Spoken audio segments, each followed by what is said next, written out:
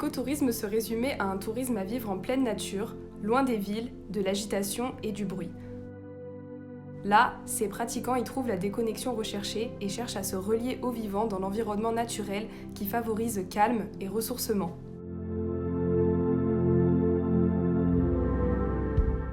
C'est pourquoi nous avons été assez étonnés lorsque Defimed nous a invités à découvrir l'écotourisme en ville.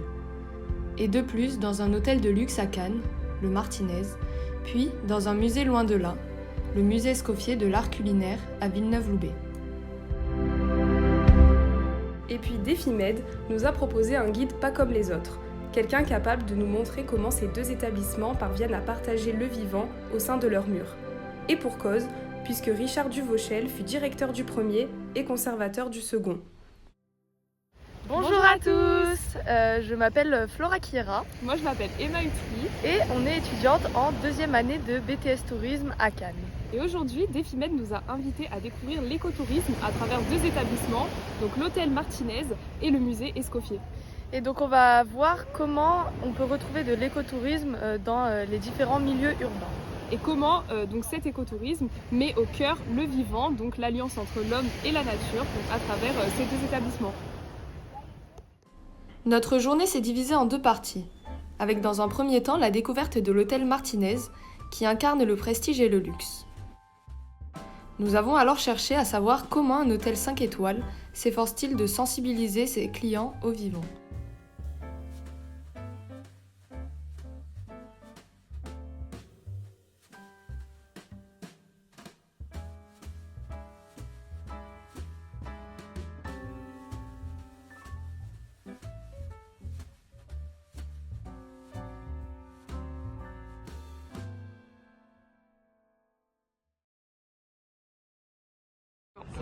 Bonjour, mon nom est Michel Cotteret, je suis le directeur général de l'hôtel Martinez ici à Cannes depuis presque 3 ans. Je suis heureux de vous accueillir dans notre jardin extraordinaire, l'Oasis, que nous avons créé il y a 2 ans pour verdiser l'hôtel. Je pense que le témoignage est derrière moi, la verdure est partout.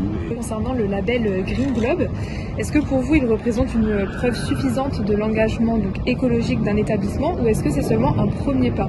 Alors, ça ne sera jamais assez. Je pense qu'on ne peut pas satisfaire seulement avec la certification Green Globe, mais il faut déjà commencer à comprendre que Green Globe est une certification déjà assez poussée dans la matière. Il y a d'autres certifications qui sont plus faciles à obtenir, je ne vais pas forcément les citer, mais qui sont plus faciles à obtenir. Green Globe a un niveau d'exigence très pointu et qui a d'ailleurs effectué il y a 3 mois un audit complet de nos installations pour pouvoir déterminer si on peut encore conserver, et c'est le cas, non seulement le label Green Globe, mais le label Platinum, puisque depuis plus de 10 ans que nous répondons à leurs exigences. Mais c'est bien sûr quelque chose qui évolue. Je pense que Green Globe étant le seul hôtel sur Cannes à obtenir cette certification est déjà une bonne reconnaissance pour nos initiatives. Et j'ai donc une dernière question concernant le jardin récompensé en 2024. Quelle valeur incarne-t-il donc pour les visiteurs et comment il contribue à mettre en avant le lien avec le vivant? On a donné à l'hôtel un deuxième poumon.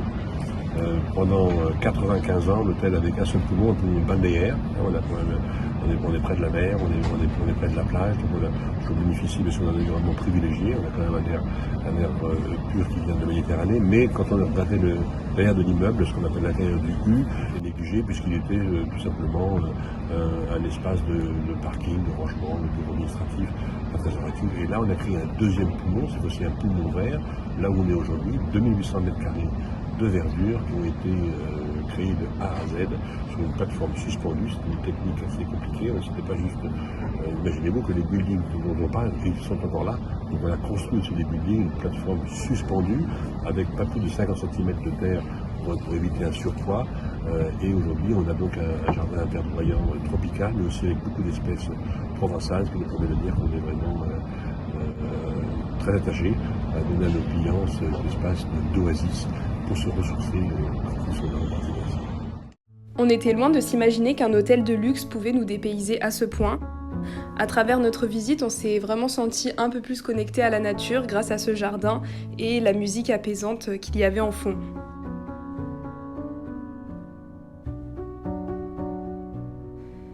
On a ensuite décidé d'en savoir un peu plus sur les impacts et les objectifs écotouristiques du Martinez. Bonjour, et je suis Gilles Bontemps, je suis le directeur adjoint de l'hôtel Martinez et aussi en charge de la RSE pour l'hôtel Martinez. Pensez-vous que les efforts écologiques du Martinez influencent directement les habitudes de consommation de la clientèle aisée? Alors oui, très certainement. Je pense que le fait de continuer à communiquer en amont du séjour, mais aussi pendant le séjour, à travers différents outils. Ça peut être des emails envoyés en amont, ou on utilise aussi nos écrans TV pour mettre en avant toutes les actions RSE qu'on fait dans l'hôtel, mais aussi pas que, parce qu'on ne fait pas que des actions dans l'hôtel, mais aussi à l'extérieur, au niveau caritatif, associatif et sportif, puisqu'on est partenaire de nombreuses associations pour soutenir l'ancrage local. Donc oui, je pense que ça a une influence sur leurs habitudes de consommation, très certainement. Alors les objectifs, je pense que c'est surtout sensibiliser déjà nos équipes. Nous, nos objectifs sont clairs. Nous, on souhaite être un acteur majeur de cette démarche et aussi donner l'exemple à nos collègues. Et quand je dis collègues, c'est aussi nos compétiteurs sur Cannes. On souhaite être vraiment, on a la volonté d'être un peu un acteur majeur sur la destination de Cannes. Et de montrer que c'est pas parce que nous sommes un établissement de grande envergure avec nos 410 chambres et un établissement de luxe qu'on ne peut pas avoir une démarche RSE pour le vivant. Au niveau de l'énergie, il y a beaucoup d'actions mises en place puisque notre bâtiment est géré aujourd'hui par des ordinateurs. On a une GTC et une GTB qui nous permettent de gérer le bâtiment techniquement aujourd'hui. Et on va aussi être raccordé d'ici l'année prochaine à la thalassothermie, qui est un projet d'envergure pour la ville de Cannes, puisque tous les bâtiments de la Croisette seront connectés à cette thalassothermie qui va nous permettre de chauffer, de refroidir le bâtiment grâce à l'énergie de la mer. Grâce à ces explications, nous avons compris que le Martinez met au cœur de ses principes l'expérience avec le vivant, que ce soit à travers des actions écologiques ou par des moments de partage. Par exemple, ils permettent de vivre des moments inoubliables à des enfants malades de l'association Sourire et Partage en les faisant monter sur les marches du Festival de Cannes.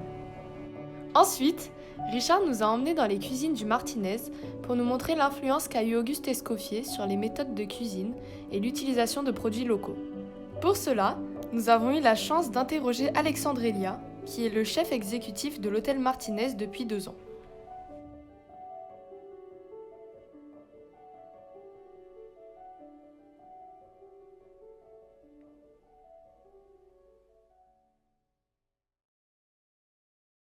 Alors, une première question. Oui.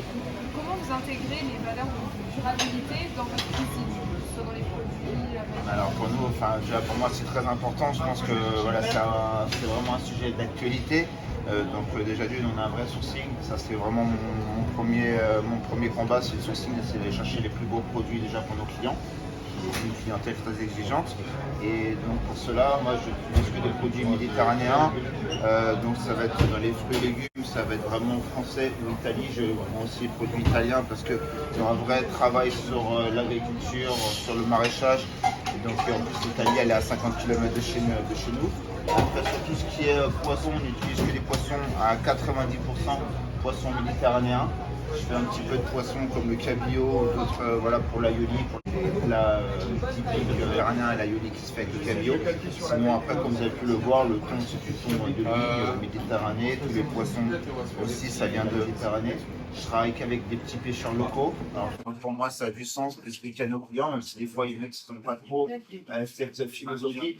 Mais voilà, ça nous aussi leur expliquer nos clients en disant que Méditerranée va pouvoir faire certains produits d'Atlantique ou de la Manche. Voilà.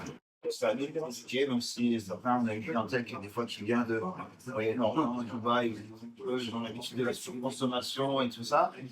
Donc, qui n'est pas évident, mais on essaie de les éduquer, de leur faire comprendre ça et de leur donner un peu cette sensibilité.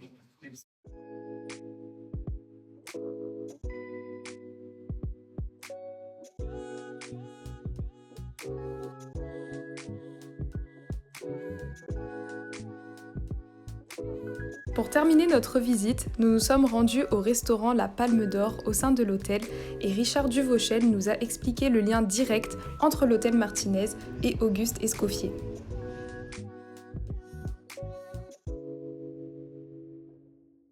On est ici à la Palme d'Or de l'hôtel Martinez, qui a été ouvert le 8 mai 1985, donc il y a quasiment 40 ans, jour pour jour. Et le lien avec Escoffier, c'est parce qu'à l'époque, avec Christian Villers, le chef de la Palme d'Or, nous organisions des stages Escoffier. Et le principe de ces stages était une semaine immergée au Martinez, avec un chef 2 étoiles qui venait tous les jours, qui faisait une démonstration, entrée, plat, dessert, et qui ensuite déjeunait avec les cuisiniers qui avaient suivi le cours le matin. Et l'après-midi, il y avait une formation sur le chocolat, sur les cognacs, sur le vin.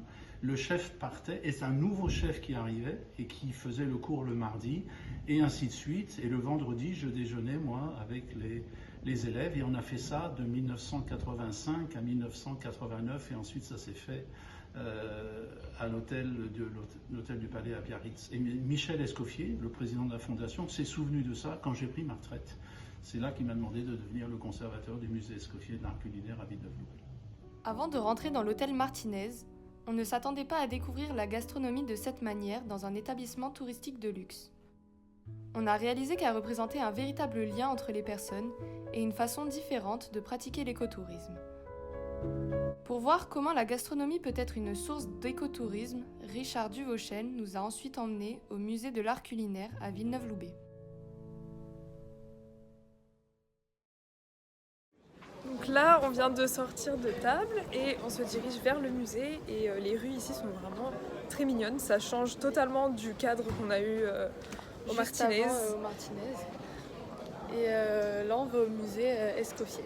Et on va découvrir tout ça donc avec vous.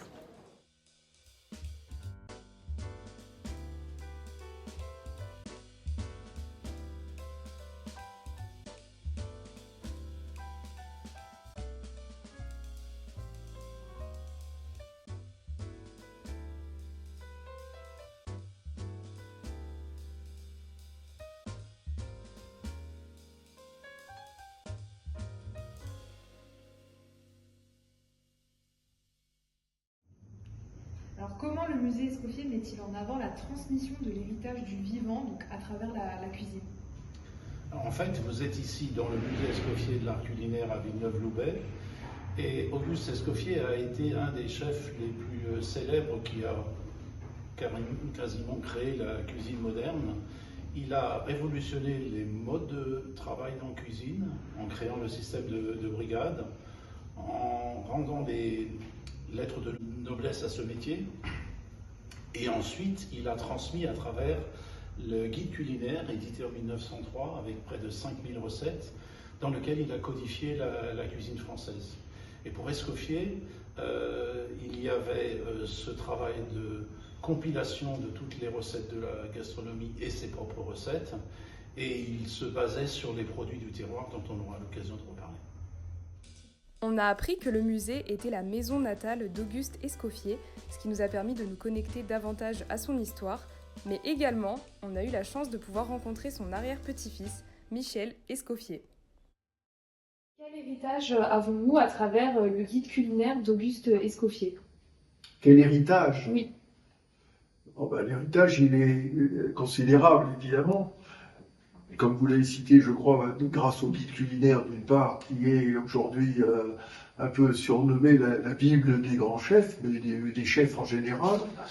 Je crois que pratiquement 80% des étudiants ont eu quand même ce guide entre les mains, même si je pense qu'on ne l'utilise plus directement dans l'enseignement dans les lycées. Autrefois, on partait du guide culinaire pour enseigner les recettes. Aujourd'hui, on enseigne les techniques et ensuite on demande aux élèves de réaliser telle ou telle technique en faisant telle ou telle recette. Et puis, au dehors du guide culinaire, il a lui-même, c'est une chose dont il est toujours été très fier, il a formé plus de 2000 chefs qui, à leur tour, sont allés de par le monde promouvoir la cuisine française et les produits français. Donc voilà, c'est un héritage, je pense, planétaire.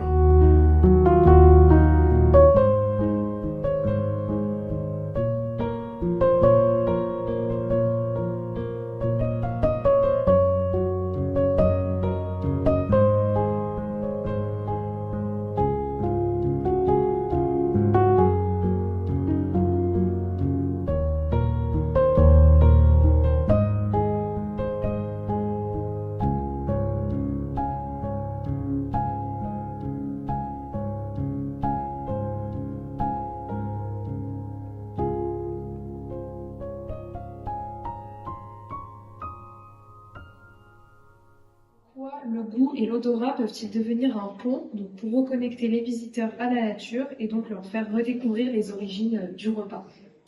Mais vous l'avez visité tout à l'heure dans la salle dédiée à l'art pâtissier. Tout respire le chocolat, les odeurs, on a envie de toucher, les enfants ont envie de manger ce chocolat. Et ça, c'est simplement la partie dessert. Mais si vous allez au marché, qu'est-ce que vous regardez? Vous regardez les légumes, vous regardez les fruits, vous les de visu, vous regardez les couleurs des fraises, des tomates, et puis vous avez envie de goûter, vous faites votre choix, et ensuite vous assemblez tout ça. Donc le goût et l'odorat est inséparable, et ce sont les bases de la cuisine. Et Auguste Escoffier, dans les préfaces de son guide culinaire, il a commencé d'abord par parler des fonds de sauce pour comment avoir une base pour faire de la cuisine et des sauces de qualité qui embellissent les produits. D'accord, merci.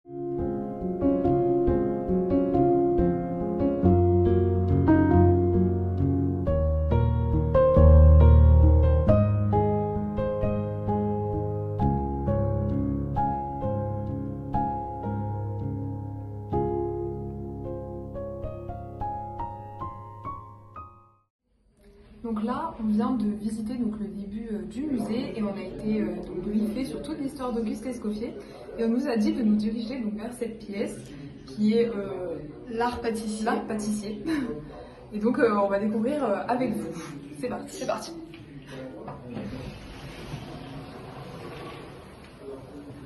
Waouh. Ça sent le chocolat. Ah oui, ça c'est ce qu'on nous avait dit, c'est que c'était une des pièces en fait donc olfactive avec qui enclenche donc nos sens. Et ici on a vraiment les odeurs donc, du chocolat.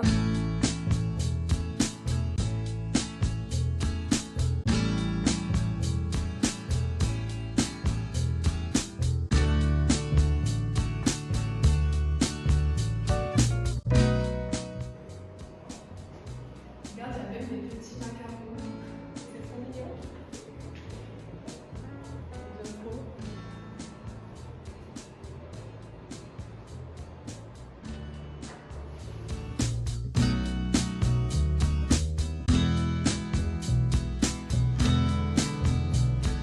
Donc maintenant qu'on a fait donc, la pièce qui sent le chocolat, on va continuer la visite. C'est parti.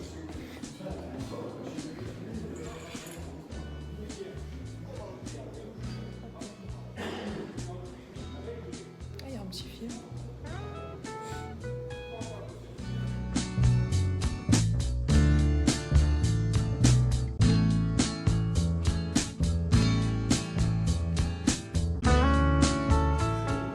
Le moyen feu et le grand feu, et alors qu'avant on était sur le branche, là maintenant on est dans des cuissons plus ou moins longues, on épouse, et c'est la grosse bagarre.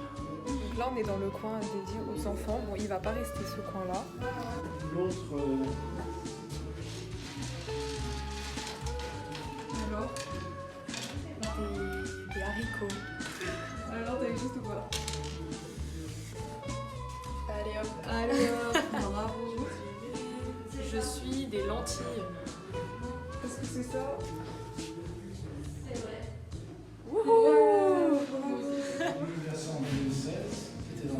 on est ici dans la maison natale d'Auguste Escoffier. La première des priorités, ça a été de préserver le cadre historique de ce musée. Donc, on a décidé de choisir un architecte, un programmiste et scénographe qui va refaire le parcours pour complètement mettre en valeur la vie et l'œuvre d'Escoffier, créer des activités interactives, olfactives avec du son, et la possibilité pour notamment les visiteurs jeunes de pouvoir s'exercer ou même de créer des sauces, de créer des recettes.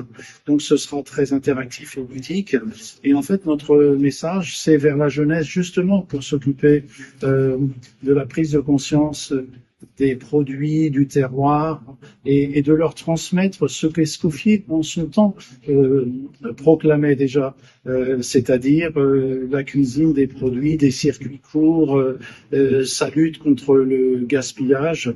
Ce sera un musée à la fois centre de recherche et de documentation et aussi pédagogique et peut-être pourquoi pas écrire des vocations pour demain.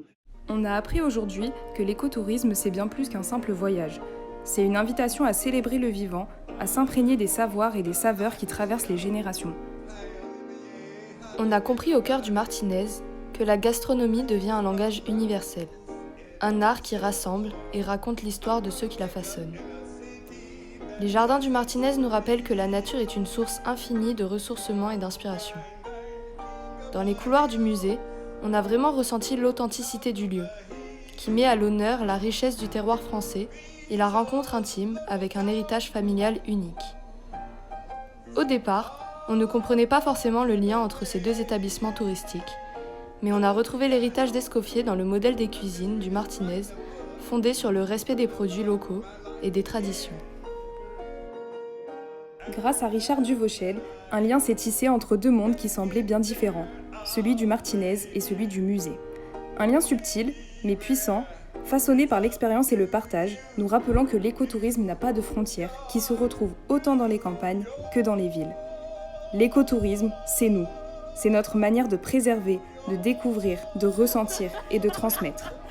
Et à travers ces instants précieux, nous construisons ensemble un avenir où chaque rencontre, chaque saveur et chaque paysage sont un hommage au vivant.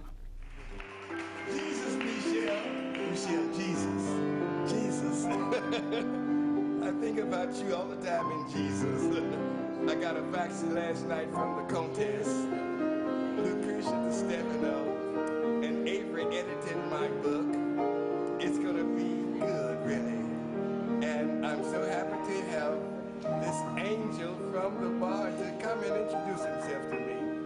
God bless all of y'all. I think of you. I will never ever forget you. Okay?